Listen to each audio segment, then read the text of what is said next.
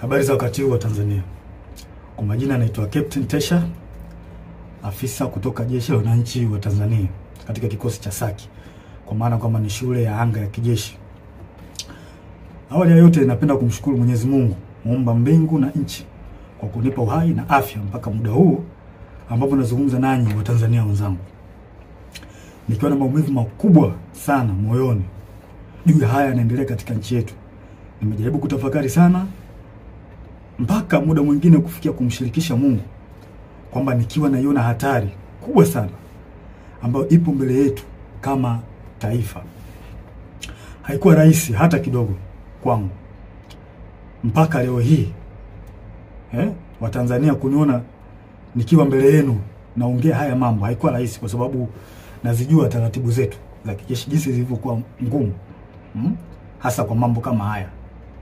Haikuwa rahisi hata kidogo kutafakari mpaka kuamua kufanya hiki.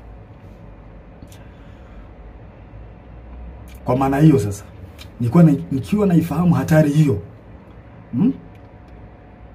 iliyopo mbele yangu juu ya hichi ninachokifanya kwenye utaratibu wetu, desturi zetu, pia katika mambo mengine, sitojali hizo hatari kwa namna yoyote.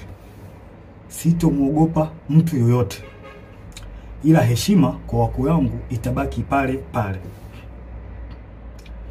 Hivyo basi nimeweza kuandika barua kwenda kwa wakuu wangu wa kazi, kwa maana kwamba CDF na wengine, kuwaeleza kwamba siridhishwi kabisa kwa yanayoendelea nchini, na naiona hatari kubwa sana katika taifa letu. Hivyo basi ni vema kama jeshi kuchukua hatua haraka sana kabla hatujachelewa, kwa kuwa imani pekee iliyobaki kwa Tanzania ni jeshi lao. Japo muda mwingine wanasiasa wanajaribu kuliingiza jeshi letu kwenye mambo ya siasa, kulitumia ili uweze kufanikisha mambo yao, lakini tumebaki kuwa imara na bado tunaendelea kuaminika na Watanzania. Hivyo basi, kwa kuona hilo na kuona hali ambayo ipo kwa sasa, sehemu pekee na imani pekee ya Watanzania ni kwenye jeshi lao. Hivyo nashauri jeshi letu liweze kuchukua nchi haraka sana na kuweza kuweka mambo sawa kuliko kuendelea kulazimisha kwenda mbele, hasa katika hili swala la uchaguzi. Baada ya kufanya hivyo, liweze kuwasikiliza wananchi kwenye taarifa, kwa maana kwamba taarifa mbalimbali kutoka kwa wananchi ziweze kuwasikiliza na maoni yao. Wanasiasa wazalendo waweze kusikilizwa, nao wenye uchungu na taifa hili wapo, wanajulikana. Mfano, kuna huyu mzee wetu mzuri kabisa, huyu Warioba, mzee mzuri sana huyu, na sijui kwa nini wanampuuza. Kuna huyu Humphrey Polepole, kuna mzee Butiku, kuna majaji wazuri, mfano huyu Jaji Robert Makaramba na wengine wengi. Pia viongozi wa dini, makundi haki za binadamu, viongozi wa staff wazalendo, kwa sababu kuna viongozi wa staff wengine sio wazalendo. Wanaharakati wazalendo wanaoisaidia taifa kwa kuibua mambo mbalimbali, mfano mambo ya ufisadi, matumizi mabaya na madaraka, na kuibua mambo mengine ambayo yanaisaidia jamii kwa namna moja au nyingine kuweza kutatua kero mbalimbali za kijamii. Kama sasa tukipuuzia hili, basi tusije kuepuka lawama pindi mambo yatapokuwa mabaya. Yaani tusije kuepuka lawama kabisa kama tukipuuzia kufanya hivyo. Sasa nilikuwa naomba, kabla hatujaendelea mbele zaidi, nilikuwa naomba kuna jambo moja tujaribu kuliangalia hapa. I think inaweza kutupa mwanga mzuri kwa mambo mengine ambayo nitakayoelezea hapo mbele. Kuna kitu kimoja kinaitwa deep state. Deep state. Nitaenda direct. Deep state ni kundi la watu wenye ushawishi mkubwa ndani ya serikali au taasisi za dola, ambazo wanafanya maamuzi za kushinikiza sera kwa siri bila kushirikisha au kutegemea ridhaa ya umma au viongozi walio madarakani kihalali. Mara nyingi kundi hili linaaminika kuwa linaendelea kushika madaraka hata serikali inavyobadili kupitia uchaguzi wa kidemokrasia. In short, ni serikali ndani ya serikali, au kwa jina lingine unaweza kuita remote controller. ni serikali ambayo inafanya kazi nyuma ya pazia, na mara nyingi wanatumia ushawishi wa taasisi kama zifuatazo: jeshi, idara ya usalama, polisi, mahakama, wakurugenzi, ma-CEO wa mabenki na taasisi za fedha, viongozi wakubwa wa kibiashara na matajiri wakubwa, media, mfano TV, redio na magazeti, wasanii na watu mashuhuri, na muda mwingine wanaweza kutumika bila hata wao wenyewe kujijua kama wanatumika na hao deep state. Sifa kuu za deep state hapa nitazielezea, zipo 4. Ya kwanza, hufanya kazi kwa siri au covert operation, na wanafanya kazi hivyo ili wasiweze kugundulika, kwa sababu wakigundulika inaweza kidogo ikawapa shida. Namba 2, hawajibiki moja kwa moja kwa wananchi. Mara nyingi wanawatumia wanasiasa ambao wako upande wao. Kuna wanasiasa ambao wapo upande wa deep state, kwa hao ndio wanatumika moja kwa moja kufanya mambo yao serikalini. Hutumia taarifa za siri, propaganda au vitisho kudhibiti hali. Pindi mambo yao yanapoanza kujulikana na wananchi, mara nyingi wanatumia vitisho kwa kutumia vyombo vya ulinzi na usalama, au wanaweza kutumia media na baadhi ya watu. Nashangaa tu influencer from nowhere, mtu anaanza kumtukana mwenzake bila sababu.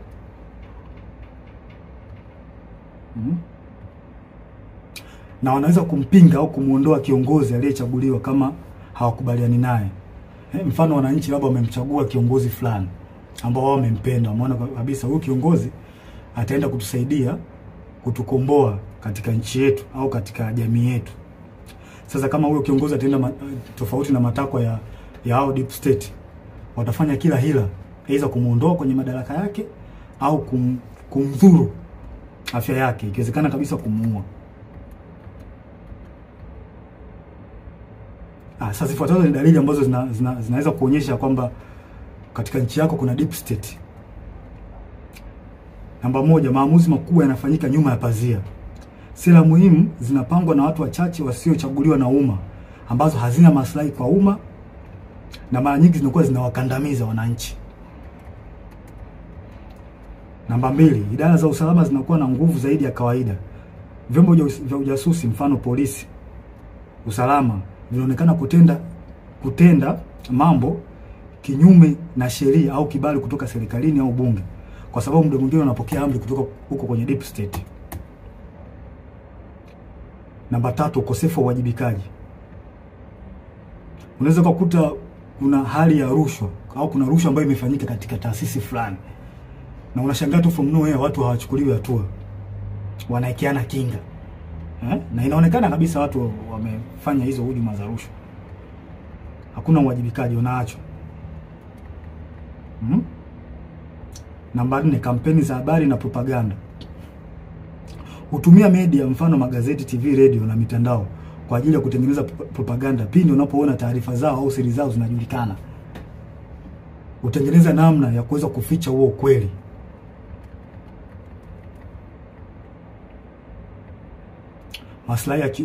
Namba 5, maslahi ya kiuchumi na kiusalama. Watu wachache sana, mfano wafanyabiashara wakubwa, familia za kitajiri na taasisi za fedha, wanashirikiana moja kwa moja na maafisa wa usalama au jeshi. Yaani wanakuwa kitu kimoja, wanatengeneza bondi. Na pia mikopo au tenda au mikataba ya kitaifa ambayo ina faida wanapeana wao kwa wao. Wanapeana maslahi wenyewe kwa wenyewe. Si watu wazuri hao. Namba 6, kukandamizwa kwa wakosoaji au whistleblowers. Wapiga filimbi au waandishi wa habari za kichunguzi mara nyingi wanakandamizwa, ikiwezekana kuuliwa au kudhuriwa pindi wanapotoa habari zao, pindi wanapofichuliwa. Na vyombo vya habari muda mwingine vinavyofanya hivyo mara nyingi wanachukuliwa hatua. Hivyo vyombo vya habari vinachukuliwa hatua na hao watu kwa sababu wana mkono mrefu.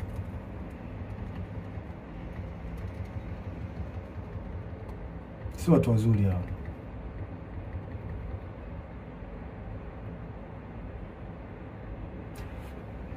Huendeleza maslahi hata kama ni kinyume na matakwa ya umma au sheria. Wananchi hata mkipiga kelele vipi kuhusu hali mbaya au matatizo ya nchi, wao hawajali. Yaani wanafanya mambo kwa maslahi yao, hawajali wananchi hawa watu. Hawajali kabisa. Wanafanya mambo kwa faida zao wenyewe. Sasa kwa namna hiyo mnaweza mkaona, mkapata clear picture kuhusiana na hili jambo la deep state. Kwa mnaweza mkafanya comparison, mnaweza mkaangalia hali halisi na kinachotokea nchini kwetu. Je, hiko kitu kweli ni kipo? Kwa mimi ninavyoona na kwa ajili na kwa namna ambavyo nchi yetu inavyoendelea, hii jambo lipo. Lipo kabisa bila hata kuficha. Hakuna kuficha hapa. Hili jambo lipo na linaongozwa na CCM mtandao, wanajiita mtandao hapa. Wapo chini ya Kikwete, Rostam Azizi, wakina marehemu Bernard Membe, Mungu lazima roho yake mahali pema peponi. Hawa watu ndio wanasababisha Tanzania isiendelee, wanarudisha nyuma nchi yetu. Na vile vile waliweza walimhujumu sana Dr. marehemu John Pombe Joseph Magufuli. Yeye mwenyewe alisema kuna watu wanamhujumu na Kikwete mmoja wapo. Alisema Magufuli bila ubishi. Hawa watu wa Tanzania wanatakiwa mwajue kwamba hawa watu hawana nia njema ya taifa hili. Hawana nia njema kabisa. Hawa ndio wanasababisha maendeleo yasipatikane kwenye taifa letu na usalama usipatikane kwenye taifa letu. Pindi nchi inapotaka kujikwamua iende sehemu moja kwenda sehemu nyingine, hawa wanatengeneza vipingamizi. Wanazuia. Kwa manufaa yao binafsi. Ikitokea mikataba ambayo ina manufaa kwa nchi, wao wanaingilia kati, wanaichukua wao na wanajinufaisha wao. Wananchi msitegemea kuendelea hapo. Mtapata shida. Nashangaa tu changamoto haziishi hospitalini, dawa za wagonjwa. Hivi kweli nchi yetu mpaka ilipofikia mpaka leo hii tunahangaika na dawa za wagonjwa kweli?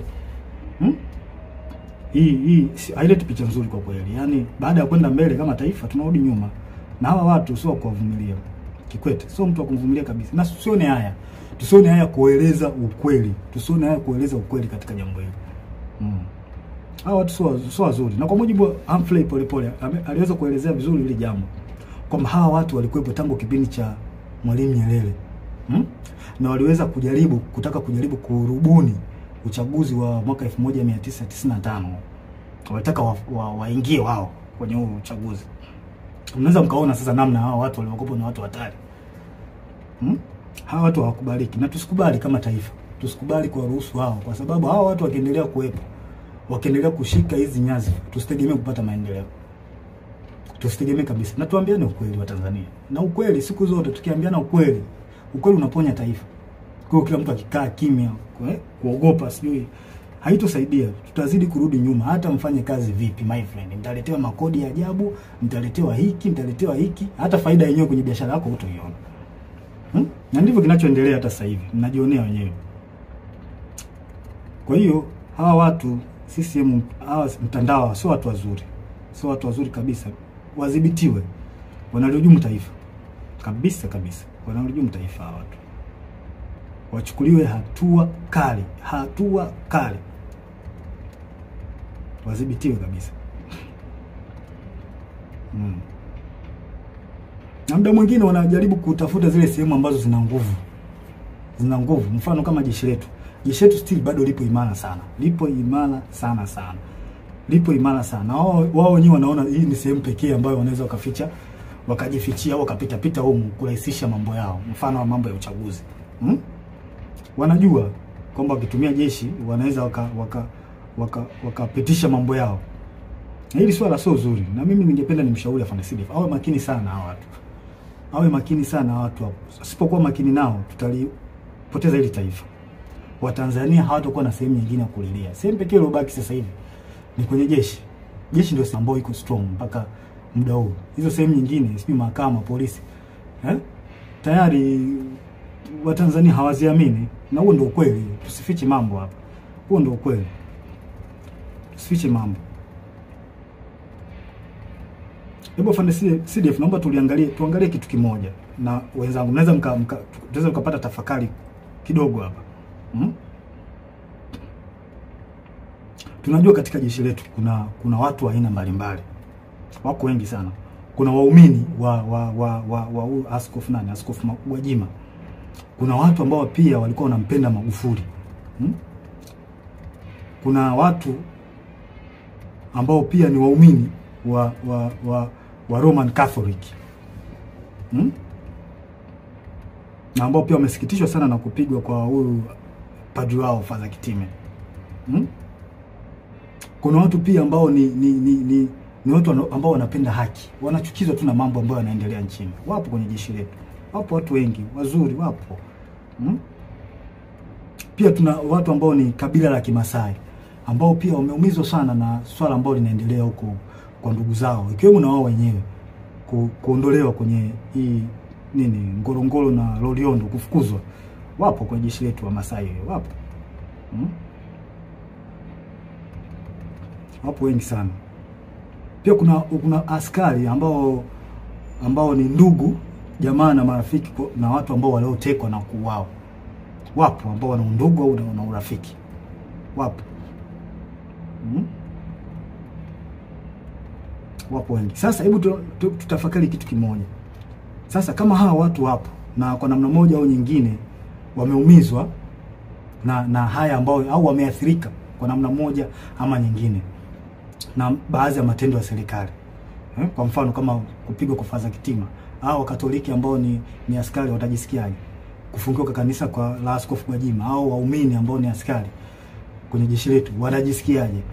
Au Wamasai, maafisa na askari ambao ni Wamasai wamefukuzwa Ngorongoro huko ndugu zao, au ongezekana wao wenyewe watajisikiaje? Au askari na maafisa ambao ni wapenda haki, wanapenda tu kuona kwamba nchi inaenda katika misingi ya haki, wakiona haya yanayoendelea nchini watajisikiaje? Sasa vipi sasa ikionekana kwamba hao wanasiasa wanajaribu kulazimisha jeshi litumike kuwanufaisha wao, hasa chama tawala? Hawa watu hawa watajisikiaje? Watahisi vipi? Wakati chama tawala hicho ambacho kimeshika dola ndicho kilichowaumiza, kilicholeta machungu, kufungiwa kanisa, kufukuzwa kwa Wamasai Ngorongoro, Wakatoliki kwa Faza Kitima kupigwa. Unadhania watajisikiaje watu? Sijui mnanielewa?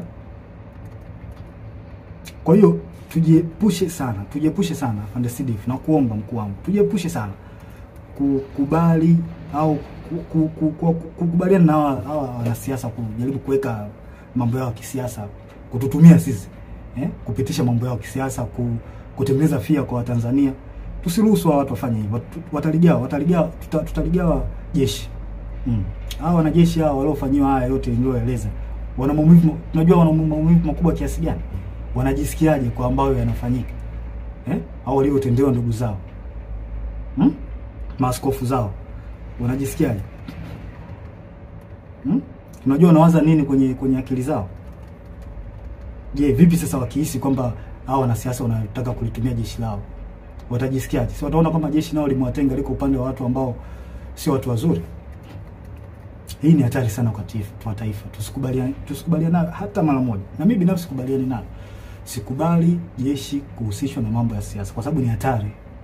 Ni hatari kwa taifa. Tuambiane ukweli. Yaani ukweli utatusaidia sana. Na haya mambo hata alishasema baba wa taifa, Mzee Warioba alishakataza sana. Tusirihusishe jeshi kwenye mambo ya siasa. Tutaharibu nchi. Tutaleta mgawanyo mkubwa sana. Kuna maaskari na maofisa ambao wanapendezwa sana na the way huyu mwenyekiti wa Chadema Tundu Lissu anavyofanya hizo siasa zake, wanapendezwa nao. Huwezi kumlazimisha mtu, hivyo kitu kipo moyoni mwake. Sasa vipi sasa wakiona kwamba jeshi linahusishwa na wanasiasa wanalitumia kwenye mambo ya watu watawala ambao wamemzuru au wanaendelea kumshikilia vibaya huyo wao Tundu Lissu, watajisikiaje? Tunatengeneza bomu ambalo linaweza kuja kutulipukia baadaye tukashindwa kulidhibiti. Tujiepushe sana na haya mambo. Sio mambo mazuri kabisa, yanahatarisha taifa letu kwa kweli. Tusiweze kuyavumilia kabisa, tuwe wazi kuyaongea. Sasa huu ni ushauri wangu. Kwanza tusidanganye kwamba wananchi hawajui kinachoendelea. Hilo swali inabidi tulitoe kabisa akilini mwetu, kwamba wananchi hawajui wananchi wanajua vizuri kinachoendelea. Tusijidanganye kwa hili. Kwanza nashauri kitu cha kwanza, jeshi lichukue nchi na kufanya mambo yafuatayo. Tuzuie uchaguzi. Afande Sidif, na kushauri zuia uchaguzi. Huu uchaguzi una mtego mkubwa sana. Umekiuka sheria, katiba ya nchi. Na sisi pekee upande wetu ndio tunaweza kuzuia. neki hawawezi, kwa sababu nao wanatufaika katika hili. Kwa mkuu wangu na kushauri usiingie kwenye mtego wa kuruhusu huu uchaguzi kufanyika. Na kama tukiruhusu, tutakuwa tumekosea sana wa Tanzania. Huu uchaguzi una makashfa mengi, kashfa za rushwa, babaishaji kwenye kila sehemu, babaishaji. Sheria zinavunjwa. Hivi tujiulize, unaingiaje kwenye uchaguzi taifa likiwa limegawanyika? Hivi hatuoni haya mambo, hatuoni au tumeziba masikio yetu kwamba taifa limegawanyika? Mkuu, tusiruhusu taifa limegawanyika. Hili swala halina kificho, linaelezeka na linaonekana. Viongozi wa dini wameshauri, mzee Warioba, mzee Butiku, wameshauri sana juu ya haya mambo. Lakini watawala wameendelea kuwa na viburi, hawataki kuwasikiliza. Japo hawa wanashauri vitu vya msingi, hawataki kuwasikiliza. Maana yake nini? Kipi kinafichwa mpaka kulazimisha uchaguzi? Kipo Ikulu ambacho kinalazimisha uchaguzi kufanyika? Mnaficha makosa yenu, hamtaki makosa yenu watu wengine wakichukua nchi makosa yenu yasijulikane. Kwa hili hamtoki. Hivi tunaingiaje kwenye uchaguzi tukiwa na kashfa kubwa nzito, wizi wa kula? Na kwa nini kauli nzito kama Mheshimiwa Polepole, ambapo NIDA amesema kwamba NIDA na NEC na sisi zimeunganishwa pamoja mfumo? Hii kauli haiwezi kupuuziwa. Hatuwezi kuacha ipite hivi hivi hata kidogo. Uchaguzi usimamishwe ili swala lichunguzwe. Na pia inanipa mashaka na nashangaa tangu hii kauli tolewe, sijui kama kuna hatua zozote zilizochukuliwa mpaka sasa hivi. Sijui. Na hii inanipa mashaka. Na juzi kati hapa nilikuwa kijijini, kwenye kijiji fulani. Kamwona kijana anapita amevaa nguo ya CCM, ameshika simu na karatasi ya majina. Nikamwita, nikamwambia hebu nione hiyo karatasi yako hiyo na majina. Kuangalia nikaona namba za NIDA, sijui majina, sehemu, mwaka wa kuzaliwa. Nikamchunguza, nikaangalia na kwenye smartphone yake, nikaona mfumo kwamba anaweka jina pale. Anachagua sijui amezaliwa mwaka gani, anaweka. Kile kitu kilinipa mashaka sana. Kimenipa mashaka. Na imani hata baadhi ya Watanzania mtakuwa mmeliona hivi vitu, mtakuwa mmekiona. Sasa mimi nimejishuhudia kwa macho yangu. Sasa hii sio, haileti picha nzuri na ni hatari katika taifa. Hatuwezi kupuuzia. Hatuwezi kuacha mambo yaende hivi hivi. Haiwezekani. Tunaendaje kwenye uchaguzi ukiwa kwenye kiongozi wa chama cha upinzani amewekwa ndani? Tena kwa hila. Sasa kama tumekubali demokrasi, kwa nini tusikubali kuishi nayo? Na uzuri wake ni ipo kwenye katiba. Demokrasi imeruhusiwa, mfumo wa vyama vingi imeruhusiwa kwenye katiba. Kwa nini tunakataa au hatutaki au tunatengeneza mazingira kutokubaliana nayo, kwenda nayo? Mtweni huyo mtu. Hao wenye chama chao wanataka wamtoke, huyo mtu atolewe au haki itendeke. Tusifanye mambo kioleo. Tunalipoteza hili taifa. Tukiendelea kukaa kimya, hili taifa litapotea. Na mimi sipo tayari kwa hilo. Sipo tayari kabisa. Sasa tunaendaje kwenye uchaguzi tukiwa na malalamiko ya tume huru ya uchaguzi? Na hiki ndio kiburi ambacho CCM wanapata. Kwa sababu wanaona wanaweza kuimiliki hii tume huru. Mzee Warioba alishauri, mimi sio wa kwanza. Mzee Warioba alishauri watu mbalimbali wa haki za binadamu na wazalendo kweli hawa watu walishauri walishauri kwamba hii tume huru ya uchaguzi jaribu kurekebisha baadhi ya mambo. Wao hawataki, wanalazimisha tu mambo kwenda hivi hivi.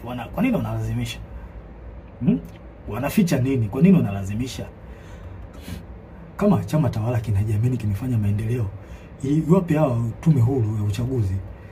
Wananchi si wanaona kwamba chama hiki kimefanya maendeleo. Watakipa tu kula. Watakipa kula kuliko kuhangaisha haki za watu hapa. Tunamkosea Mungu. Tunamkosea Mungu, na hii ni hatari katika taifa. Haiwezi kuvumilika hata kidogo. Haya, tunaingiaje kwenye uchaguzi kwa kuna tuhuma za rushwa ndani ya chama, iko chama tawala CCM na nje? Kwa nini tunakuwa na upuuzwaji wa kufuatilia mambo ya rushwa ambazo zinaweza kuhujumu uchaguzi na kupata kiongozi ambaye hastahili? Kwa nini? Hawa watu nini? Hawa wanaita watu wa kupambana na rushwa, PPCB. Mnafanya kazi gani? Kwa nini namchunguzi? Kuna viongozi kuna tuhuma za viongozi watu walitoka Chadema kwenda sijui chama gani, chama cha nini cha umma. Kuna tuhuma hapo kwamba hawa watu kuna tuhuma za rushwa walienda huko ili kwenda kuhalalisha uchaguzi. Vipi mmezichunguza hizo tuhuma? Au mnaacha mambo yaende? Mkiacha mambo yaende mnaharibu taifa. Nawaambia mnaharibu taifa. Hili taifa mnaliharibu mkiacha mambo, msipotimiza majukumu yenu. Mnaliharibu taifa na hili halikubaliki. Na sijui mnalipeleka wapi hili taifa. Hili swala lichunguzwe. Hizi tuhuma haziwezi kaachwa zipite hivi hivi tu. Alafu mnalazimisha uchaguzi ufanyike. Hakuna uchaguzi hapa mpaka hizi tuhuma zichunguzwe, ujulikane ukweli. Yani from nowhere Chauma, watu ambao walikuwa wana nini? Wanalisha nini? Wanalisha ubwabwa. Eti ghafla ndio kimekuwa chama kikuu cha upinzani. Hiyo ikubaliki na ingia kilini. Hakuna uchaguzi wa namna hiyo. Mungu hajabariki hilo. Na Mungu kama angekuwa amebariki hivi vitu vingeenda tu vizuri. Sasa mnaenda kumpata kiongozi ambaye hata Mungu mwenyewe hajakubaliana naye. Hii ni hatari kwa taifa kubariki hata kidogo.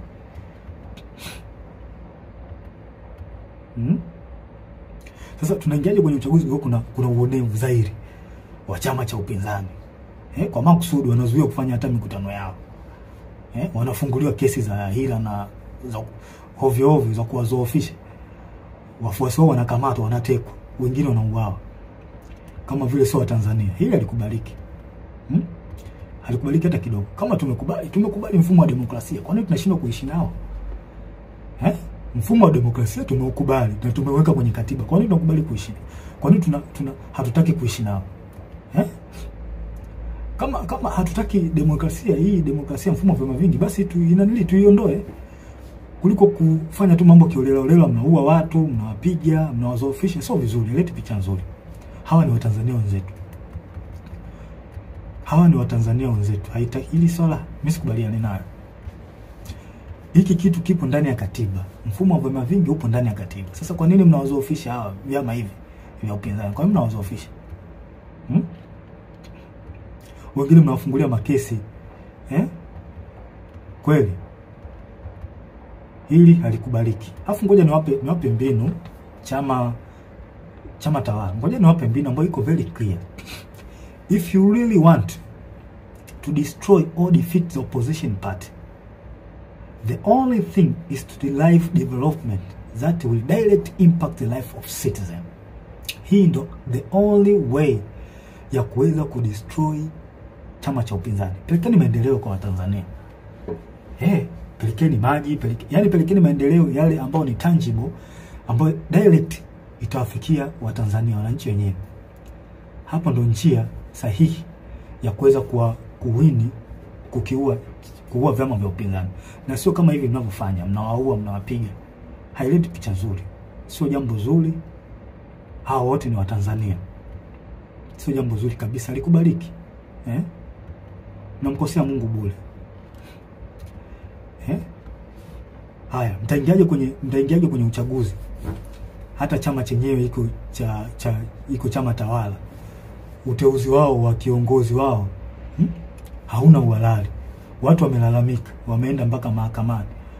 Wengine mpaka leo wanalalamika kwenye vyombo vya habari na mitandao ya kijamii kwamba kiongozi wao hajateuliwa kwa mujibu wa katiba yao. Tunaendaje kwenye uchaguzi kwa staili kama hiyo? Nafasi za ubunge zimekuwa za rushwa. Ndugu jamaa na marafiki ndio wanapewa hizo nafasi. Sasa mtaenda kutengeneza serikali ya aina gani?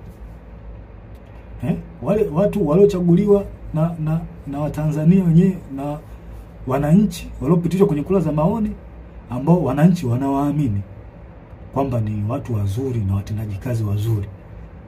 Mmewakata. Mmeka watu wetu. Sasa nashangaa mtaenda kutengeneza serikali ya aina gani huko mnapotaka kwenda? Hii ni hatari kwa taifa na haikubaliki. Haikubaliki hata kidogo.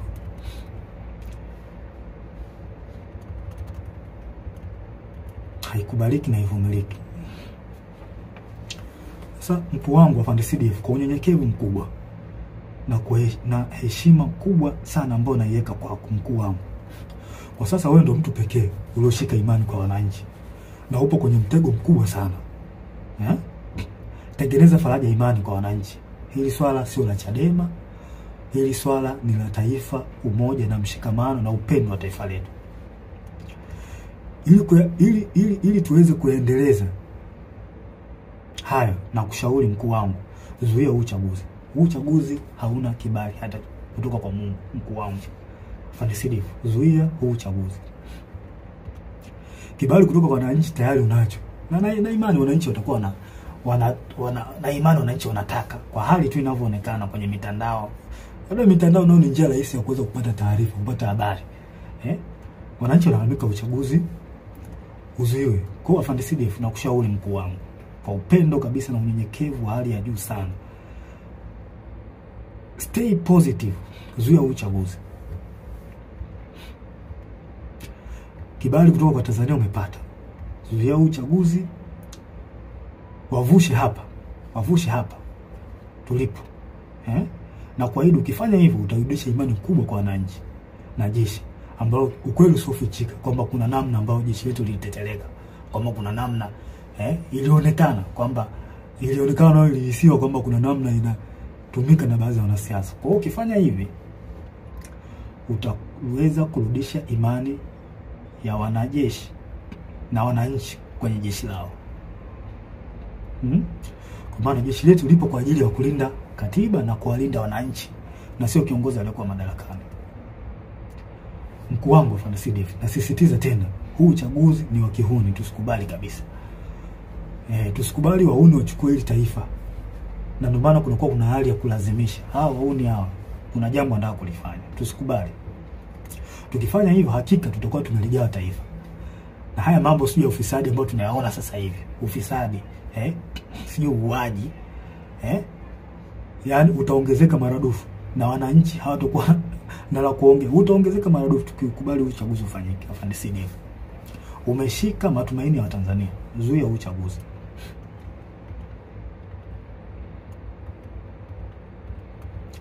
Na haya mambo, hata hii kashfa hii ya kuuliwa kwa Magufuli, Tanzania hawa si ndio watumia wenyewe kwanza, ndio hawa wanatumia. Sasa just imagine kwamba wamechukua hili taifa, wamechukua. Nani atachunguza kifo cha Magufuli kama wao wenyewe ndio wanahusika? Nani atarekebisha mikataba ya bandari, mikataba mbalimbali ikiwemo mkataba wa bandari, ikiwa wao ndio wamepitisha mikataba migodi, makaa ya mawe? Nani ataifuatilia wakati wao ndio wahusika wakuu? Inatia mashaka sana. Nani atafuatilia ukiukwaji wa haki za binadamu? Nani atafuatilia ukiukwaji wa utumiaji vibaya wa ofisi za umma, ikiwemo wao ndio wanahusika, ikiwa kwamba wao ndio wanahusika? Nani atafuatilia? Mkuu wangu Afande Sidifu, tusipochukua hatua za kuzuia uchaguzi, basi tunaenda kupoteza hili taifa na kuwasaliti wa Tanzania. Tusipofanya hivyo, tunaenda kuwasaliti wa Tanzania. Tujiulize kwa nini wanalazimisha na kutumia nguvu kubwa katika huu uchaguzi. Kwa nini wanalazimisha hawa watu? Kuna nini wanaficha ambacho hawataki wa Tanzania wakijue hapo Ikulu? Kuna nini hiki hawa watu wanaficha mpaka walazimishe? Yaani mambo yanaenda tofauti na katiba, wao wanalazimisha tu. Tofauti na sheria za uchaguzi wanalazimisha. Kuna nini? Wanatumia marushwa, wanatumia nguvu kubwa sana mpaka kuua watu. Kuna nini wanaficha? Mkuu, kila siku wananchi wanalia kwa haya yanayoendelea nchini. Wanalia sana. Huko mitandaoni ukipita unaona. Hawana tena mahali pa kukimbilia kupata msaada. Maana kama mahakama yenyewe hawana imani nayo. Na mahakama ipo upande wa tawala. Jeshi la polisi ndio kabisa lipo hivyo, hawaliamini. Na huo ndio ukweli usofichi. Yaani hapa ni kuongea ukweli. Tukitaka kuliponya taifa letu tuongee ukweli. Hawaliamini. Na inasemekana kwamba watekaji wenyewe hao wenyewe ndio wanahusika. Hao jeshi la polisi baadhi yao wanahusika na utekaji. Bunge nalo ndio hivyo. Most of them kule ni chama tawala. Hawaliamini. Kwa sehemu pekee ambayo wananchi wanaiamini ni kwa jeshi lao la wananchi wa Tanzania. Wananchi wanalia sana mkuu. Wanataka jeshi lao liingilie kati, lichukue nchi, kuweka mambo sawa. Ili mambo na uchaguzi uende vizuri. Sasa kwa nini tusiwasikilize hawa wananchi wetu? Kwa nini tunawapuuza? Hili ndio jeshi lao, jeshi la wananchi ndio jeshi lao hawa wananchi. Tunataka tuwasikilize. Tusipowasikiliza hawa wataenda wapi? Hawa wananchi wataenda wapi tusipowasikiliza? Je, tunataka waingie mtaani wenyewe wakapambanie nchi yao? Kama sisi hatutaki kuwasikiliza wananchi. Na wananchi hao ndio wenye jeshi lao. Kwa hiyo tunataka maana yake ni kwamba tunawataka hao wananchi waingie mtaani wenyewe wakajikomboe, wakachukue nchi yao. Kwa hiyo tunataka hivyo. Mkuu, tusipowasaidia tutakuwa tumefanya usaliti mkubwa sana kwao. Na mimi daima, mimi Captain Tesha, nitakuwa upande wa wananchi. Hili naliongea bila kificho, bila kuogopa mtu yoyote. Nitakuwa upande wa wananchi. Watanzania tambueni, kama jeshi lisipoingilia kati, basi jueni wanajeshi wengi wapo upande wenu. Tambueni hilo. Wanajeshi wengi hawakubaliani na kinachoendelea nchini. Wapo upande wenu.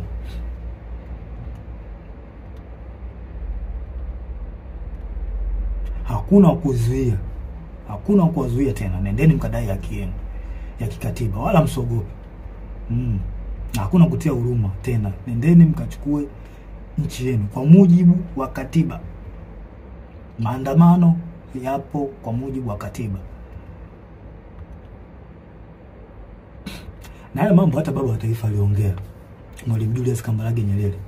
Tusikubali wahuni waichukue nchi. Tukiwa wazembe, wapole, wahuni watakuja kuwatawala. Kwa hiyo tusikubali. Wananchi mko upande sahihi. Hawa watawala wamewapuuza maoni yenu. Na kama wamepuuza, maana yake ni nini? Chukueni haki yenu, tendeni haki yenu. Hakuna kuogopa, hakuna kutia huruma tena. Sasa na ole wake polisi au mtu yoyote hawazuia Tanzania kudai haki yao ya kikatiba. I promise you hutobaki salama. Wewe utakaowazuia wananchi kudai haki yao ya kikatiba, hutobaki salama. Nasema hili wazi bila kificho. Siogopi mtu yoyote.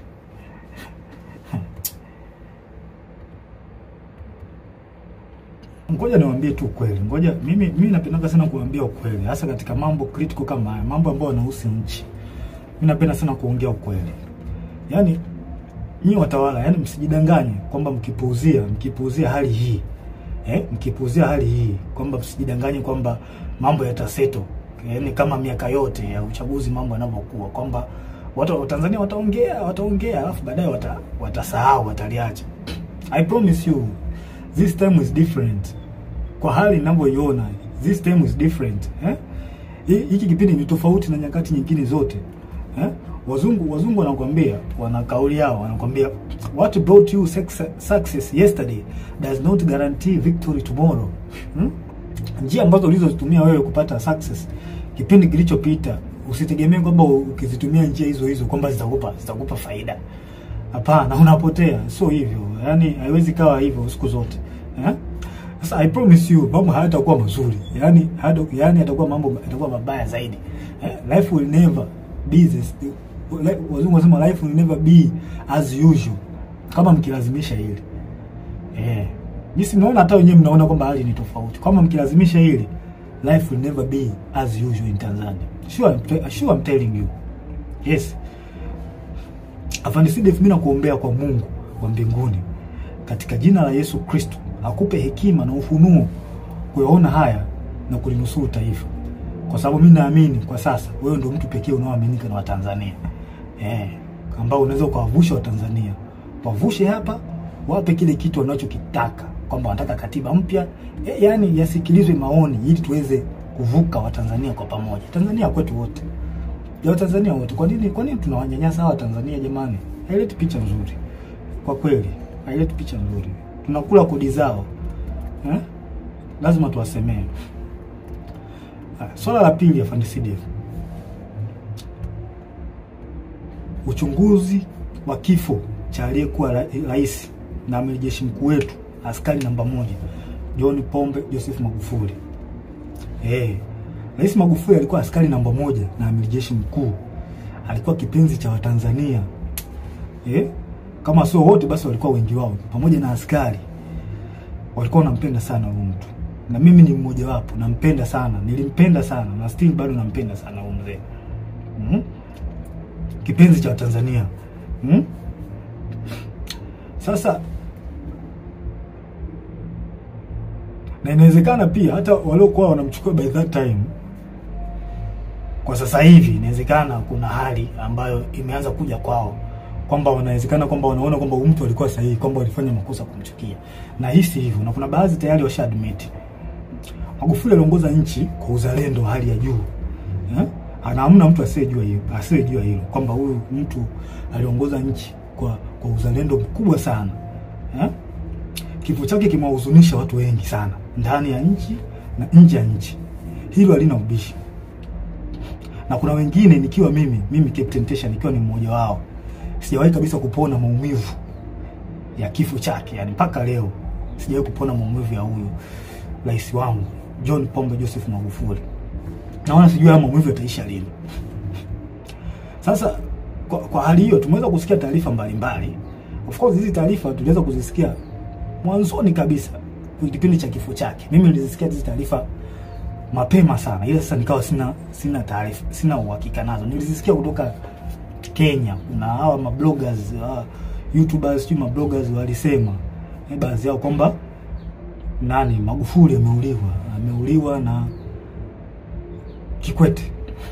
Kuna baadhi yenu hisi hizo taarifa mtakuwa mmeza. Hamna kuficha vitu hapa. Kuna baadhi yenu na hisi hata hizi taarifa mtakuwa mlizipata mwanzoni kabisa baada ya kifo cha Magufuli. Umeona bwana? Sasa tumeweza kusikia taarifa ya kwamba kuna uwezekano kifo kimemsababisha na kupangwa na CCM mtandao. CCM mtandao hao wanaikao kwa watu ambao sio wajua CCM mtandao. Hao ni Kikwete, Rostam Azizi, na marehemu Mungu lazima roho yake malipema peponi Bernard Membe. Hao ndio CCM mtandao ambao wanajulikana. Na wengine ambao hawajulikana. Sasa hivi tunaanzaje kupuuza taarifa za kifo chake? Tunaanzaje kupuuza hizo taarifa za kifo chake? Pamoja na kwamba zilitolewa kwenye vyanzo vingi, lakini mtu kama Humphrey Polepole sio mtu wa kumpuuza hata kidogo. Huyu mtu yani utumishi wake unaeleweka. Ameshika nyadhifa mbalimbali, sehemu tofauti. Na kwa kweli ni mchapakazi kweli. Kweli mimi nampenda huyu mtu kwa uchapakazi wake. Nampenda. Nataka nijifunze baadhi ya vitu, nataka nijifunze kutoka kwake. Ni mtu mzuri sana. Mtu mzuri sana. Sasa tunaanzaje kupuuza taarifa zake? Tunaanzaje kuzipuuza hizo taarifa za Polepole? Hizi taarifa zake haziwezi kupuuzwa hata kidogo. Na rais hata usalama wa taifa wanazo. Polepole ameeleza hata hizi taarifa za kuuliwa kwa Magufuli hizi, usalama wa taifa walikuwa wanazijua. Na hata CCM wenyewe baadhi yao walikuwa wanajua. Na hili sala inanisikitisha sana mimi binafsi. Linanisikitisha sana. Na rais hata wazalendo wengine inawasikitisha kwamba tangu taarifa hizi zimetolewa hakuna hatua yoyote iliyofanyika. Na huyu mheshimiwa Polepole ameeleza vizuri sana kwa ushahidi situation nzima izewe ilivyokuwa ameeleza vizuri tu. Kwamba amiri jeshi mkuu kuna uwezekano ameuawa na wanamtandao. Sasa najiuliza hivi utaratibu wa kupuuza taarifa muhimu kama hizi kwenye taifa letu umeanzia lini? Umeanzia lini kupuuza taarifa ya kifo cha mheshimiwa wetu Magufuli? Umeanzia lini kupuuza taarifa zinatolewa na mtu kama Polepole? Mnapuuza. Kwa nini mnapuuza? Kwa nini mjafanya uchunguzi mpaka sasa hivi? Hili swala linasikitisha sana na linatia mashaka, na sijui tunaelekea wapi kama taifa. Hivi ni kweli tupo serious kama taifa? Hivi kweli tuna mapenzi mema na taifa letu au tunaigiza uzalendo? Na kuna watu wengine wanaigiza uzalendo, yani wao wanaigiza, hawana ule uzalendo kutoka moyoni. Wapo kwa ajili ya maslahi. Hii tabia kuchukulia poa mambo muhimu katika taifa letu limeanza lini? Hili alikubaliki. Watanzania wanataka kifo cha mpendwa wao kichunguzwe. Tena ikipendeza jeshi lenyewe lichunguzwe kifo chake haraka sana bila kuogopa mtu yoyote, na haki itendeke. Hatuwezi kukubali tu mambo yaende hivi hivi tu, yani kwamba mambo ya kwamba taarifa ishatolewa kwa tunaacha mambo yaende hivi hivi. Hilo alikubaliki. Na isema hii dhahiri kwa moyo, hilo alikubaliki. Kifo cha Magufuli kichunguzwe. Hatuwezi kukaliacha ile swali linapita hivi hivi.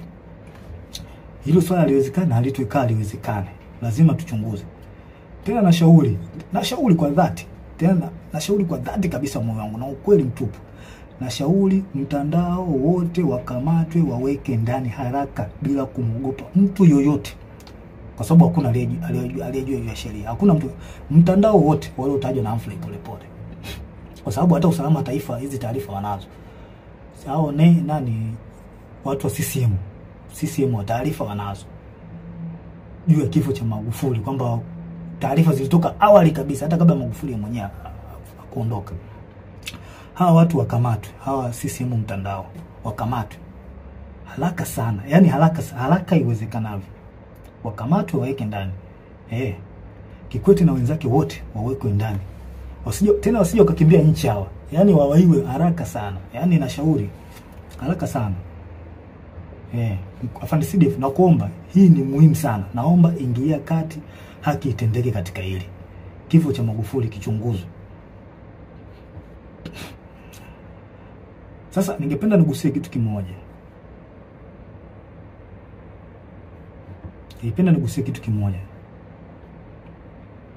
Mwaka 2005 kuna kiongozi mmoja wa kijeshi. Ilisemekana alilishwa sumu. Kilikuwa kipindi hiki ya mambo ya uchaguzi. Kuna kiongozi mmoja wa kijeshi. Ilisemekana alilishwa sumu, na hii imekuja baada ya yeye, ilisemekana kwamba alikataa, kuna baadhi ya maagizo alikataa, kwamba alilazimishwa au aliambiwa jeshi litumike kwa namna moja au nyingine kuwapa ushindi chama tawala. Ilikuwa mwaka gani? 2015. Na imani baadhi yetu tulikuwa tunakumbuka hii issue ilivyotikisa taifa by that time.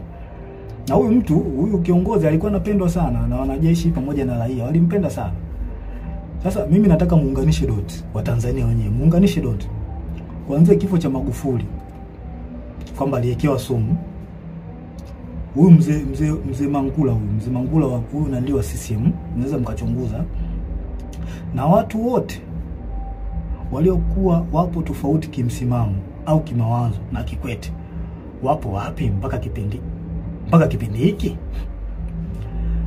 Na pia ikiwezekana muweze kuunganisha dot mpaka kipindi cha Nyerere. Zeni mtapata majibu, alafu mjiulize huyu mtu ndio mnataka mumrudishe madarakani. Maana hakuna asiyejua, yani kulazimisha hii issue nzima, kulazimisha uchaguzi huu. Kikwete anahusika kwa 100%, hawezi kuepuka hiki. Na hatuwezi kukaa kimya, lazima tuongee ukweli. Unajua ukweli ndio unaponya taifa. Anahusika, kwa hiyo yeye anataka ajifichie huko kwamba tukishaingia madarakani hapa kuna baadhi ya uchafu wake utafunikwa. Hii haikubaliki na haiwezekani. Haiwezekani.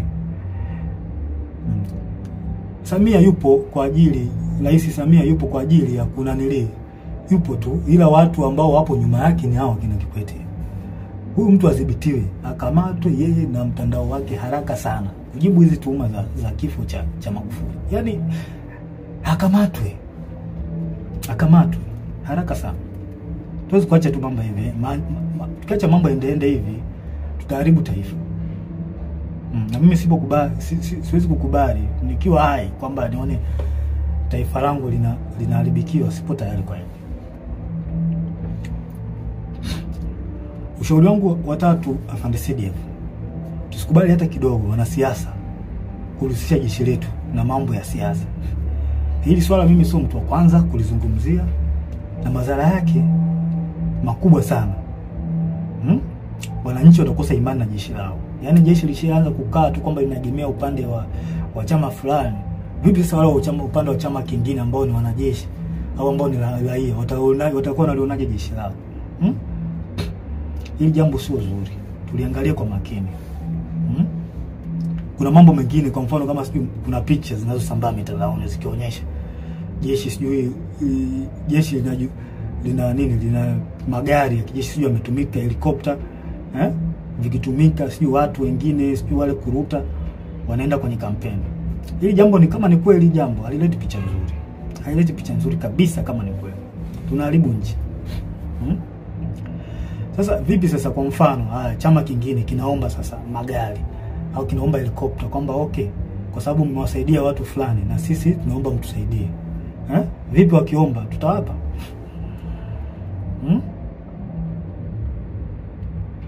tutawapa? Okay, je, what next kama tukikataa? Na wao wanaujua ukweli. Haya mambo ndio maana Mwalimu Nyerere na pamoja na Warioba waliyakataa siasa, wanasiasa kulitumia jeshi. Sio kitu kizuri, linagawa, litakuja kugawa taifa vibaya sana. Mimi sikubaliani nao. Sababu madhara yake ni makubwa sana. Tutavunja ule umoja. Tutavunja umoja. Hao wanajeshi hao watakuwa wako hivi, hao watakuwa hivi. Hata imani kwa Tanzania itapungua. Na pia adui anaweza kutumia njia hizo za nyewe kugombana au nyewe kutofautiana. Adui anaweza kutumia njia hizo kutuhujumu. Inatokea sana. Haya mambo tusione haya kuyaongea. Tuyaongee kwa ukweli na kwa moyo mmoja, kwa sababu tukikaa kimya haya mambo yataendelea tu. Hawa watu watahisi kwamba hawa Tanzania hawajui au hawaelewi nini kinachoendelea. Kumbe wanaharibu nchi alafu na nyinyi mnaamua kukaa kimya. Watu wema wakikaa kimya, mabaya yanaendelea kutapakaa, yanaendelea kuenea. Kuna watu wanaojua ukweli alafu wanakaa kimya. Sasa unapofanya hivyo, yani unaruhusu yale mabaya kutembea na mwisho wa siku itakuja kufikia na wewe. Kwa hiyo the best option, wewe unajiona wewe mtu mwema kwamba unaona hiki kitu hawa watu atende haki, ongea. Hata kama huwezi kuchukua action kubwa, wewe ongea. Utasaidia kupunguza yale mabaya. Haya. Ushauri wangu wa 4 kwako CDF. Unahusiana na swala zima la rasilimali za nchi. Tumesikia kuona taarifa mbalimbali kupitia kwenye vyombo rasmi vya habari na watu mbalimbali ambao wanaaminika, ambao hatuwezi kutilia shaka taarifa zao kwamba rasilimali zetu za taifa zinahujumiwa. Hizi taarifa na imani, hizi taarifa nyingi na imani unazo. Sasa mkuu, haya mambo sio kuwapuuzia hata kidogo. Swala mkataba bandari ambao ndio usalama wa taifa. Bandari ndio usalama wa taifa. Swala migodi. Migodi mbalimbali ya makaa, mawe, dhahabu. Swala Ngorongoro. Naomba na nashauri mkuu wangu liangalie na lifanyie kazi. Watu wa Ngorongoro wapewe haki yao. Tukumbuke haki haipotei. Haki ya watu haipotei. Tutaichelewesha tu lakini haipotei. Maumivu leo nayo watu wa Ngorongoro hayaleti afya kwa taifa hata kidogo. Zaidi ya kuleta laana. Kama tuwatendei haki ya watu, tunaleta laana kwenye taifa. Mtaka muelewe hivyo. Msipowatendea haki watu, taifa litapata laana. Pamoja na wewe kiongozi ambaye unasimamia. Sio umeshindwa kutenda haki. Hawa watu wa Ngorongoro wana maumivu makubwa sana. Sana. Pia nashauri jeshi lako lipitie mikataba ya tangu Magufuli alipofariki. Nasemekana kuna mikataba mingi imepitishwa hapa ambayo haina manufaa kwa taifa. Mengi. Sasa mimi I'm just think kwamba hii hali kwamba tukiacha iendelee hivi tukiruhusu uchaguzi upite hivi ambao ni wa magumashi. Hivi mikataba nani ataipitia? Nani ataipitia hii mikataba jamani? Ndiko tu uchungu na taifa letu. Hawa watu hawa ambao wako madarakani wanaonekana hawana uchungu kabisa. Na hilo swala halina ubishi. Tuongee ukweli. Hili swala halina ubishi kabisa. Nani ataichunguza sasa hiyo mikataba? Kwa hiyo afande CDF na shauri mikataba yote tangu Magufuli alipofariki mpaka sasa ichunguzwe.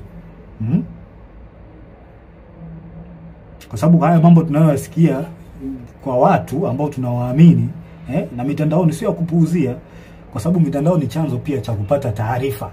Kwa hiyo issue iliyobaki ni kuyafanyia kazi.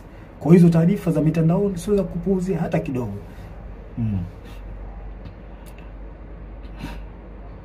Tukikuta tu kwamba tumeuza nchi na watu kianza kupuuzia mambo ya mikataba, naweza nikuta kwamba tumeuza nchi bila kujijua. Na kuanza kuhangaika sijui na kodi za bodaboda, sijui kodi za mawinga. Kama mawinga nao mtu amemaliza zake chuo, ameamua ajishikize tu kuwa winga eti naye anatakiwa alipe kodi. Huu ndo mwanzo wa kuonyesha kwamba rasilimali zetu zimeuzwa. Mnashindwa kusimamia rasilimali vizuri, mnaanza kuhangaika na watoto. Boda mlimbisha kodi ya nini? Winga. Mtu yuko Kariakoo kule anajitafuta, mnataka mumlipishe kodi. Sijui kodi za kufanya biashara mtandaoni, sijui ukiposti nini, sijui mambo ya kodi. Kweli ndio tumefikia huko. Haikubaliki. Afande CDF, naomba uione hii hatari. Hii halikubaliki. Kodi za mtandaoni. Yaani mtu anafanya biashara yake, anaposti vitu vyake, nataka muende kumdai kodi. Does not make sense. Hii haina maana kabisa. Hii sio ishara nzuri kwa taifa. Yaani badala ya kuendelea mbele, kurahisisha maisha ya wananchi, sisi tunarudi nyuma na kuzidisha ugumu wa wananchi. Yaani serikali inataka ifanye maendeleo kwa ajili ya kurahisisha maisha ya wananchi. Yaani wananchi wapate unafuu, wajisikie fahari kuishi katika nchi yao. Sasa sisi ndio tunazidi kuwekea ugumu. Haya makodi ambayo hayana ajabu haya yanatoka wapi? Hii inaonyesha tumeshindwa kusimamia rasilimali zetu. Kwa hiyo Afande CDF tunashauri rasilimali zichunguzwe. Mimi binafsi sipo tayari kuyavumilia haya hata kidogo. Sipo naongea hii kwa moyo wa dhati. Siogopi kitu chochote. Yaani siogopi kitu chochote. Issue kama ya kifo, kufa ndio kitu ambacho siogopi kabisa. Kwa sababu mpaka nimeamua kuwa mwanajeshi, swala la kifo nilikuwa nalijua. Kwa hiyo siogopi. Sipo tayari kuyavumilia haya hata kidogo. Baba wa taifa alisema tukiwa wahoga kuyazungumza na kuchukua hatua kwa mambo haya, ipo siku taifa litatawaliwa na wauni. Hii ni kauli aliongea baba wa taifa. Mnaweza mkaiangalia kwenye speech zake. Na baba wa taifa ndio mtu ambaye tunamchukulia kama ni mtu ambaye anatuongoza. Zile speech zake zinatuongoza taifa kuelekea katika sehemu ambayo ni nzuri kimaendeleo. Sasa kama baba wa taifa ameliongea hili, mimi sio mtu wa kwanza. Mimi naishi katika nanili zake, speech zake. Na hiyo dalili, hiyo kauli aliyoongea baba wa taifa kwamba tukiwa hawa wauni wakiachwa, tukiacha mambo bila kuyaongea, mambo mabaya bila kuongea, ipo siku taifa litatumiwa na wauni. Hiyo dalili ni tayari kama imeshaanza kuonekana. Watanzania watakuwa washahidi. Kwa hiyo yanayoendelea, hii dalili imejidhihirisha. Na ni kweli tunatawaliwa na wauni. Hilo swala hakuna haya kuliongea. Tunatawaliwa na wauni, hawana uzalendo na taifa letu. Mimi sikubali kutawaliwa na wauni. Sasa mkuu wangu Afande CDF, na kushauri tuchukue nchi na kuyazuia haya haraka sana. Tuchukue na kuyazuia haya. Kwa maana kama tukiruhusu, basi tutajua tutakuwa tumewakosea Watanzania na nchi itakuwa mikononi mwa wauni. Haya tunayoona sasa hivi na hisi yataongezeka mara nyingi sana. Na yote anaongozwa na Kikwete. Huyu mtu mimi sijui kama ana hofu ya Mungu. Sielewi. Sasa naomba tutafakari mambo fulani. Niwarudishe nyuma kidogo. Kuna jambo moja wa Tanzania huwa tuna tabia ya kusahau. Hasa situation iliyokuwa miaka ya nyuma, hasa kuanzia mwaka 2005 mpaka 2015. Kipindi cha utawala wa Kikwete. Ngoja tukumbushane nchi jinsi ilivyochezewa na Kikwete kwa kashfa za matumizi mabaya ya madaraka, ambaye sasa huyu Kikwete yuko karibu na Samia. Kwa hiyo mtatafakari wenyewe. Haya. Moja, kuna kashfa ya malipo ya nje EPA. Kuanzia mwaka 2005 kwa makadirio tu hapo, ambao mtakuwa na taarifa sahihi, I think mnaweza mkaeka mambo sawa. Kuanzia mwaka 2005 mpaka mwaka 2006, ambapo benki kuu BOT ilihusika. Kiasi cha fedha cha bilioni 133 zilipotezwa. Ambapo kwa taarifa Daudi Balali alihusika. Watu ambao mlikuwepo kipindi hiko na hizi taarifa mliipata. Kuna kashfa Richmond 2006 mpaka 2008, ambapo Edward Lowassa, Nazir Kanamagi na Ibrahimu Msabaha, hawa watu walituhumiwa kwa kashfa hizi. Kuna mabilioni ya pesa mengi hapo yalipotea. Kuna kashfa ya Meremeta, Tan Gold na Deep Green Finance mwaka 2006 mpaka mwaka 2007. Bilioni 155 zilitumika bila uwazi. Watu wamebeba hela hapo. Kipindi cha Kikwete alikuwa kiongozi. Kuna kashfa ya rada 2007. Serikali ilinunua rada kutoka Bae. Kampuni inaitwa Bae, I think iko UK. Kwa bei ya juu mno kupitia rushwa. Yaani watu hao wauni wauni watu wabaya sana. Hawa wauni walipandisha gharama. Yaani hii kampuni ilikuwa inauza gharama ya chini, lakini wauni ambao walipewa kwenda kufanya manunuzi ya rada wakapandisha gharama. Karibia bilioni 60, waliongezea bilioni 60. Kwenye ununuzi wa hii rada kutoka UK. Sasa kwa bahati nzuri serikali baada ya kufuatilia zile fedha ziliweza kurudishwa na serikali ya Uingereza, bilioni 60. Naona mambo hayo. Haya. Kashfa ya makaa ya mawe ya Kiwila Coal Mine kuanzia mwaka 2008. Mgodi uliuzwa kwa kampuni inayohusishwa na viongozi wa juu kwa wakati huo ambaye alikuwa Edwin Lowassa na Daniel Yona. Mabilioni ya shilingi ya ununuzi wa mgodi wa mikopo. Yaani hawa inaonekana walinunua mgodi. Walinunua mgodi kwa gharama, walifanya hujuma kununua mgodi kwa gharama ya chini. Hujuma hizo. Kuna kashfa nyingine ya shirika la ndege la Tanzania ATCL 2008 mpaka 2010. Mabilioni ya pesa ya hasara kwa shirika. ATCL iliingia mkataba mbovu na South Africa Airways. Pia mikataba ya kukodisha ndege kwa gharama kubwa. Unaona mambo haya. Kashfa ya TTCL na ZTE mwaka 2008 2010 ambapo TTCL iliingia mkataba na kampuni ya Kichina uliokuwa na gharama kubwa na usio na faida kwa taifa. Kiasi cha fedha cha bilioni 70 zilipotea. Kashfa nyingine ni kashfa ya bandari na TICS 2010 mpaka 2015. Mamia ya bilioni yalikuwa yanapotea kila mwaka juu ya rushwa, upotevu wa mapato, mikataba mibovu kati ya TPA na waendeshaji binafsi wa bandari. Kashfa nyingine ni kashfa ya gesi ya Mtwara 2012 mpaka 2013. Rushwa ya mabilioni ya dola yalifanyika kwenye mkataba.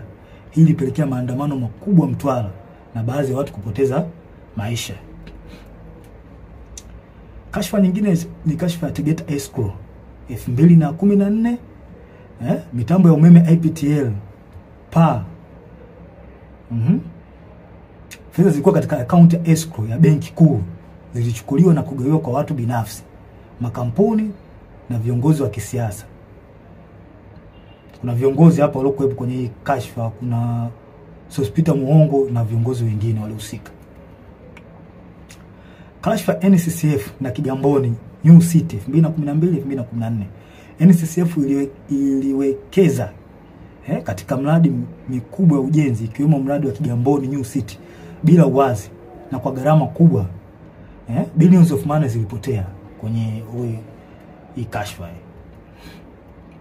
Kashfa nyingine ni kashfa ya bandari ambao wengi wenu, bandari ya Bagamoyo ambao wengi wenu mlisikia. Hizo ni kashfa kubwa.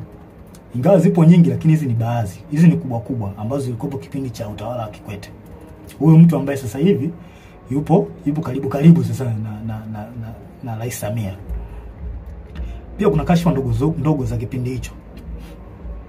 Kuna manunuzi ya magari ya mawaziri na viongozi, magari ya kifahari 2006 mpaka 2011. Yaani kuna magari ya kifahari yalinunuliwa ya mawaziri na viongozi kwa wakati huo. Kuna ubadhirifu katika miradi ya maji ya vijijini mwaka 2009 mpaka 2013. Baadhi ya miradi ilipokea fedha nyingi lakini haikukamilika. Hizo hata Magufuli aliongelea. Mikopo yenye utata kupitia benki za serikali kama TIB na benki ya kilimo. Na baadhi walionufaika walikuwa wana ushawishi kisiasa. Yaani wanasiasa walijinufaisha kupata mikopo kwenye hizo benki. Ufisadi katika mikataba ya ujenzi wa barabara na madaraja. Gharama zilikuwa zikipandishwa kiholela.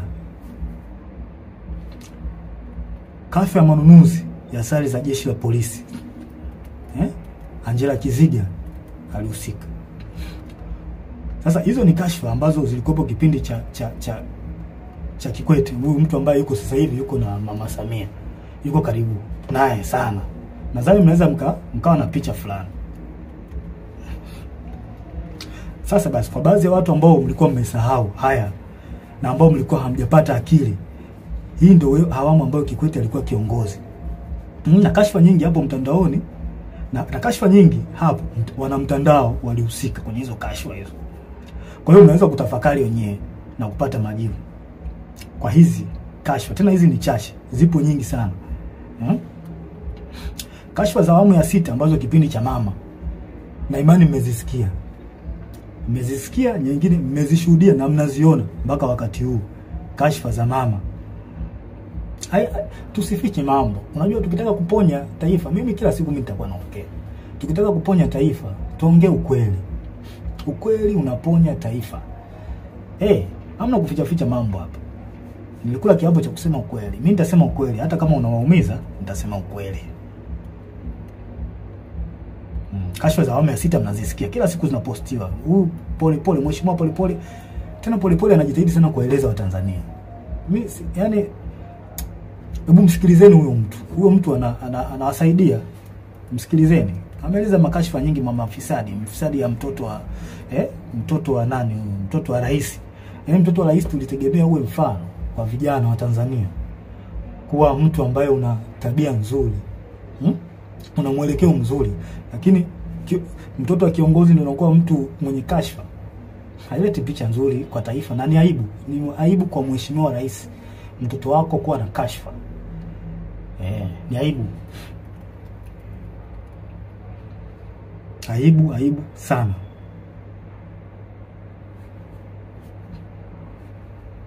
Hizo kashfa za awamu ya 6 mnazijua na zimeelezwa na Polepole na wanaharakati wazalendo. Kuna wanaharakati wazalendo sana wa taifa hili. Wanajaribu kuibua mambo kwa lengo la kuwafahamisha, kuwafungua macho wananchi, muelewe kwamba mjue nchi yenu inaendea wapi. Wamejitahidi sana hawa wazalendo. Wanatoa taarifa mbalimbali na taarifa hizo nyingi zina ukweli. Nyingi zina ukweli. Unaona hata kwenye masuala ya uongozi mambo tu yanaenda ovyo ovyo. Yaani kipindi hiki mambo yanaenda ovyo ovyo. Mambo haeleweki, ni kama nchi haina kiongozi. Lazima tuongee ukweli, hamna kuficha hapa.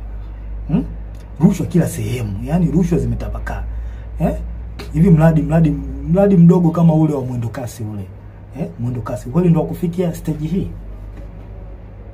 Watu wanapita kwa kuingia madirishani. Watu wanajaa mpaka unakaa juu. Ni kweli? Kweli tunalipeleka wapi hili taifa? Kitu kidogo kama mradi ule wa mwendo kasi tunashindwa ku-manage. Je, standard gauge hii tutaiweza hii? Na wasiwasi na tunapoelekea sio pazuri. Kweli. Na mimi nitaendelea kuongea ukweli. Nitaendelea kuongea ukweli daima. Kwa hiyo mnataka umjue huyo Kikwete ni mtu aina gani.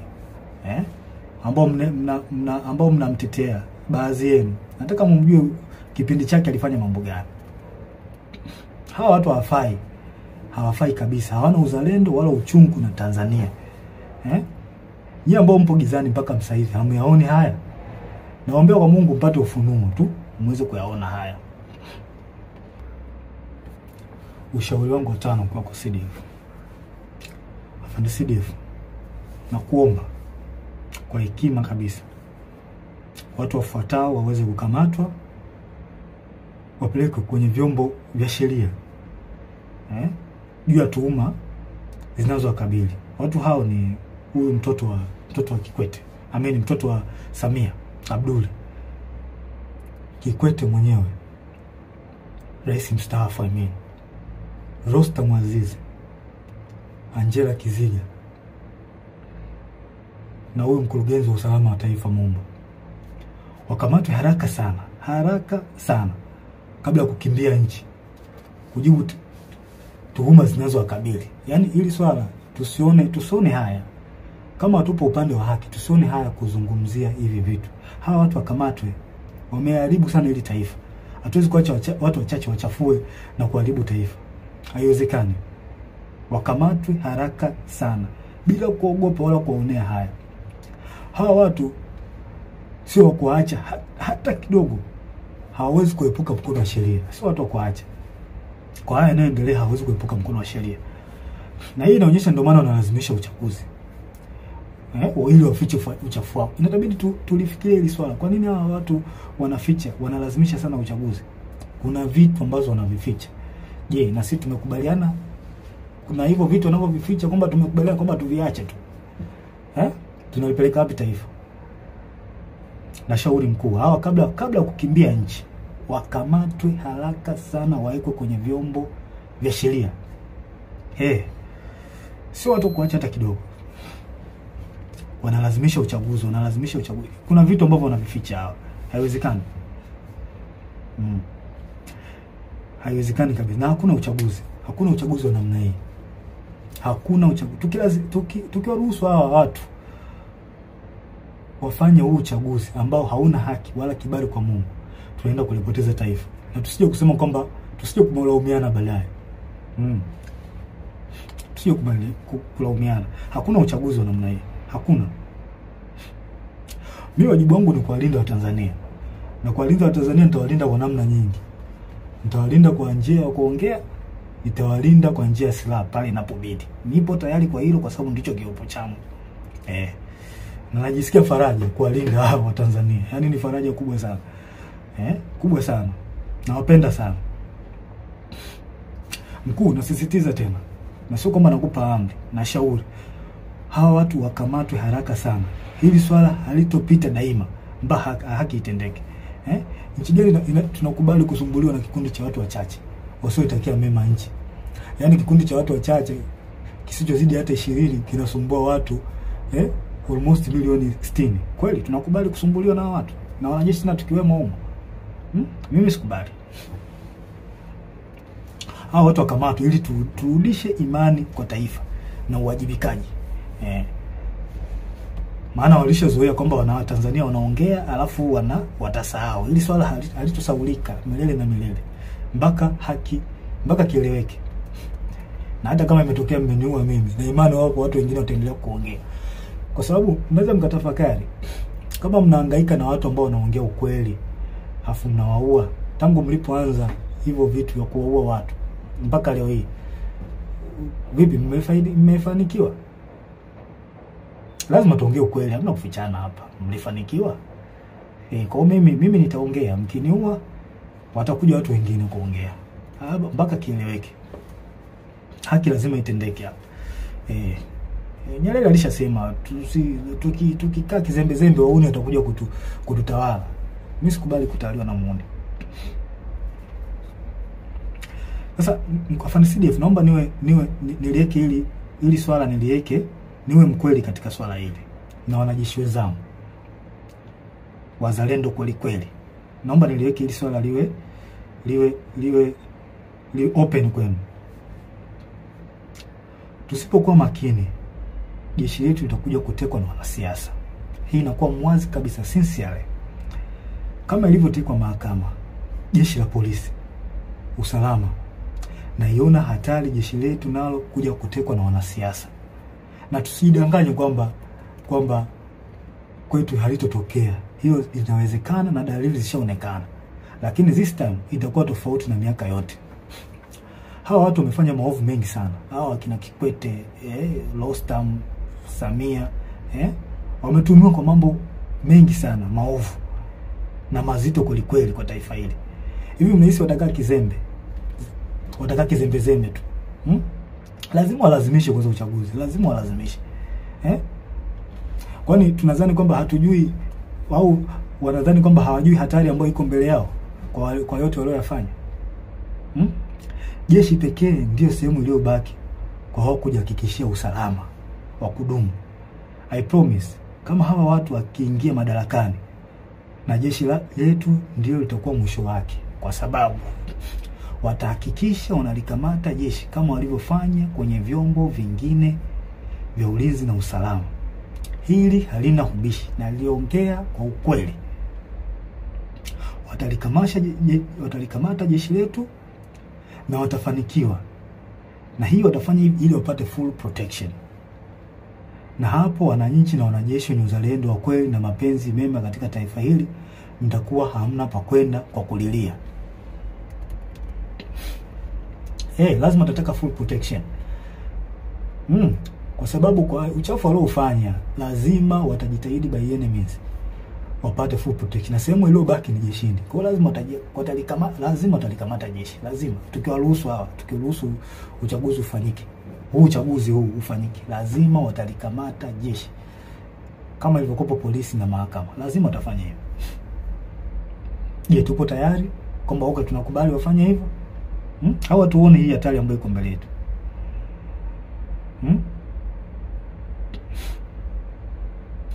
Narudia tena, jeshi pekee ndio sehemu iliyobaki wao kujihakikisha usalama wao wa kudumu. Hivyo basi watahakikisha wanalikamata effectively.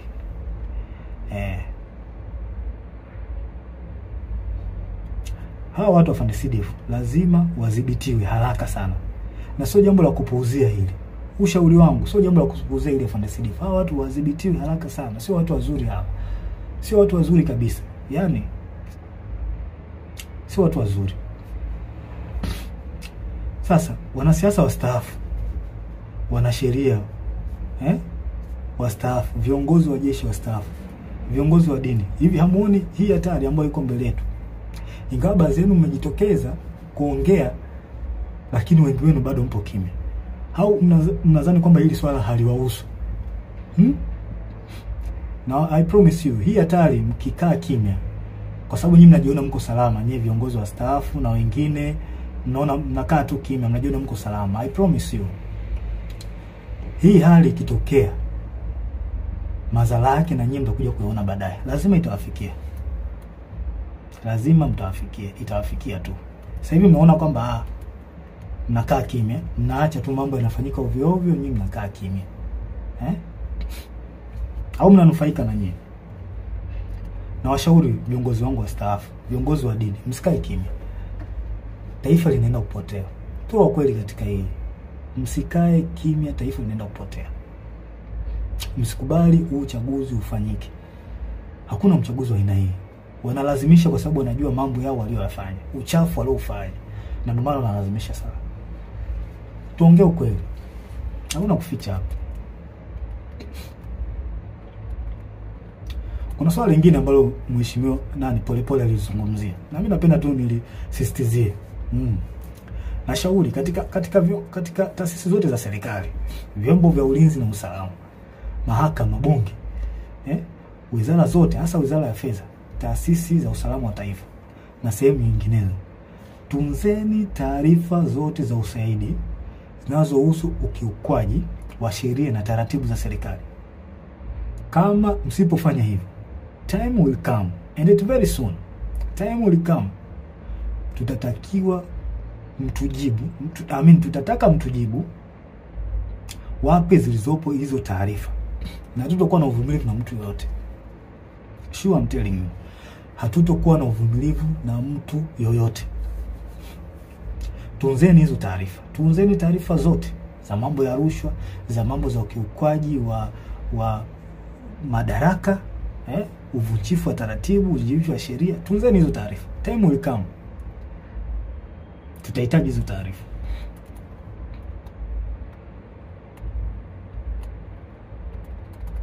Hatuwezi kuacha mambo yanaenda hivi hivi tu kwenye taifa. Yaani sasa tutakuwa ni taifa la aina gani? Kwamba tuache tu watu wanafanya wanayoyafanya, tuache. Hili halitakuwa ni taifa. Tanzania inaheshimika sana. Sasa watu wachache tusikubali waliharibu taifa letu. Iko kitu hakiwezekani. Hakiwezekani mbinguni na duniani.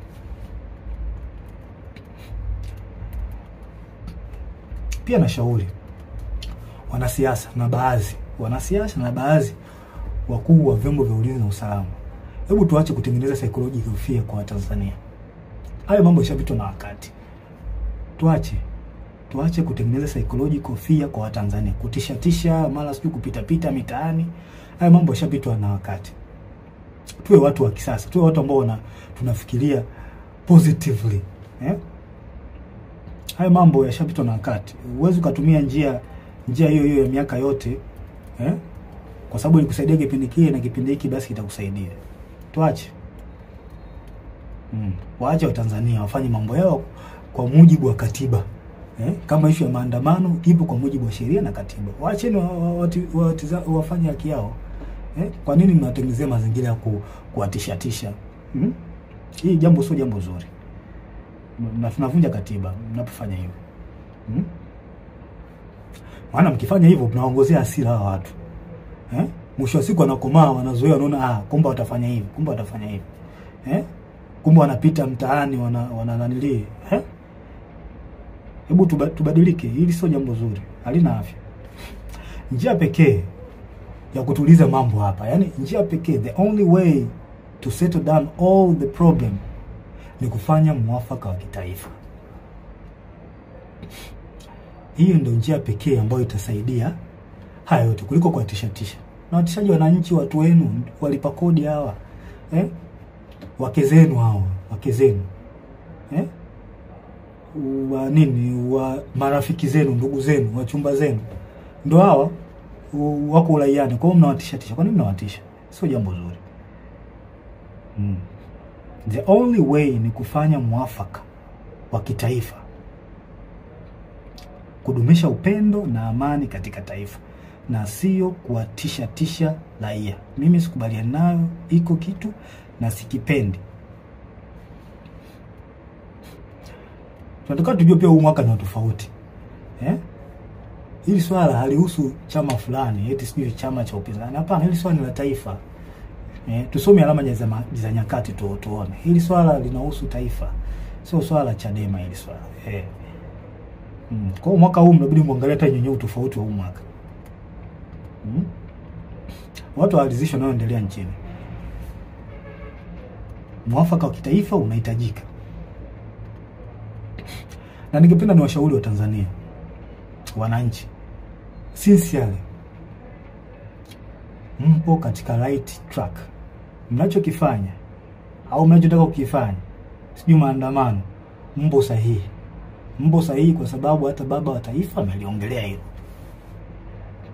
Mpo katika right track. Mna baraka zote kutoka kwa baba wa taifa, mna baraka zote kutoka kwa Mungu na hata kwangu. Na pia mnatakiwa mtambue kwamba asilimia kubwa ya wanajeshi wapo upande wenu.